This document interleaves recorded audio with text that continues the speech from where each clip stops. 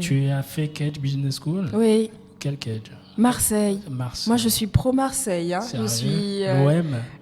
L'OM, pas forcément, mais ni oui ni non, parce que je suis pas très foot. Mais de toute façon, avoir fait Marseille et de ne pas être OM, c'est incohérent. Donc, très incohérent. Oui, quand même, parce que ces soirs de foot où toute la ville se transformait, enfin, ça prend aux tripes. Hein. Il manquerait plus que tu serais marseillaise et que tu supportes Paris. Non, ça c'est non. Donc on va dire à défaut l'OM, ouais. Okay. On va dire ça. Alors tu as fait Cage, tu as fait combien d'années à Cage? Alors j'ai fait 4 ans à Cage. Ouais. Enfin bon, il y a aussi les années de stage et d'Erasmus, donc 5 ans. D'accord. C'était quoi que tu suivais comme formation à Cage? Alors moi j'ai fait une spécialisation en ressources humaines. Parce que depuis toujours été ah oui, moi j'ai toujours depuis toujours, je savais que je voulais accompagner les gens.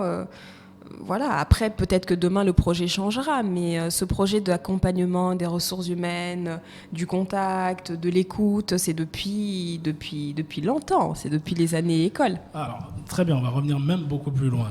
Agnella, elle était qui comme petite fille? Elle avait 10 ans, Agnella. Pleine d'énergie.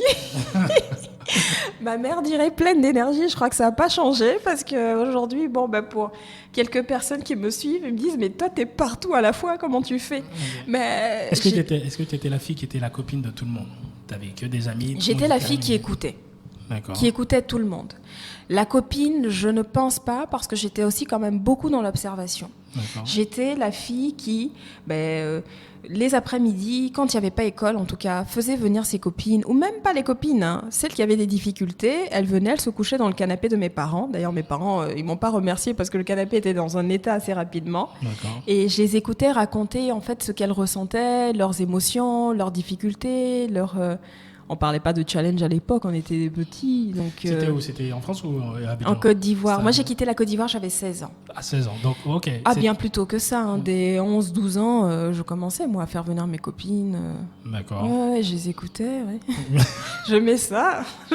Voilà, et aujourd'hui, c'est ce que je fais. D'accord. Et tu as maintenant, après cette casquette de salarié, maintenant tu es entrepreneur. Oui, je suis entrepreneur depuis 2 ans. Ouais. Qu'est-ce que tu préfères?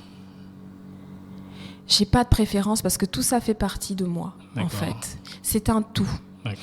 Aujourd'hui, je pense être à la place, à ma juste place.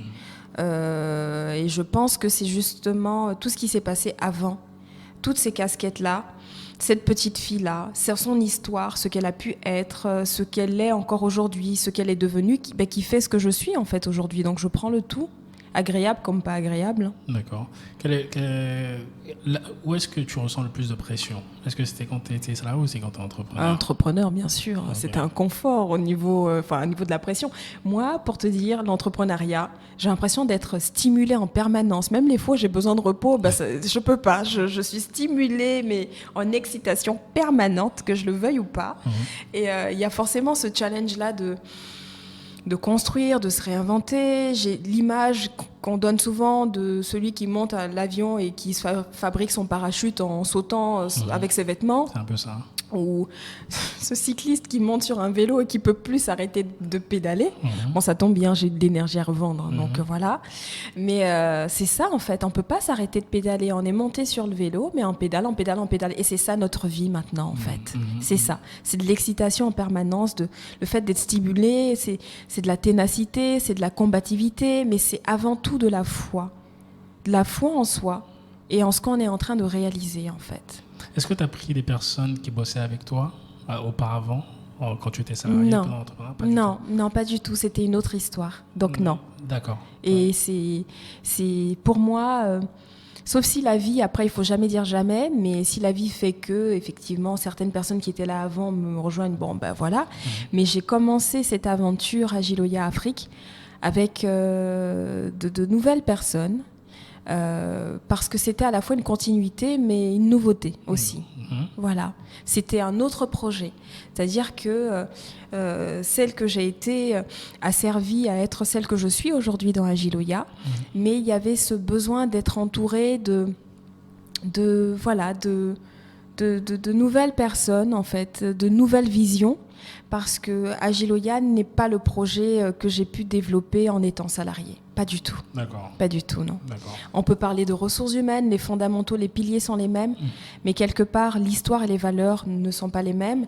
Et pour répondre à ta question de début, ça devait être une histoire commune avec le groupe, mais la vie a fait que finalement, c'est devenu un projet personnel que j'ai dû porter. Très effrayant, parce que c'est quand même un cabinet avec plusieurs salariés, avec plusieurs offres. On a plusieurs lignes de service, on n'a pas que le recrutement. C'est de l'accompagnement à 360 degrés, avec du recrutement, de la formation, du coaching, de la gestion de projet RH, de gestion de projet organisationnel. Donc c'est quand même assez conséquent.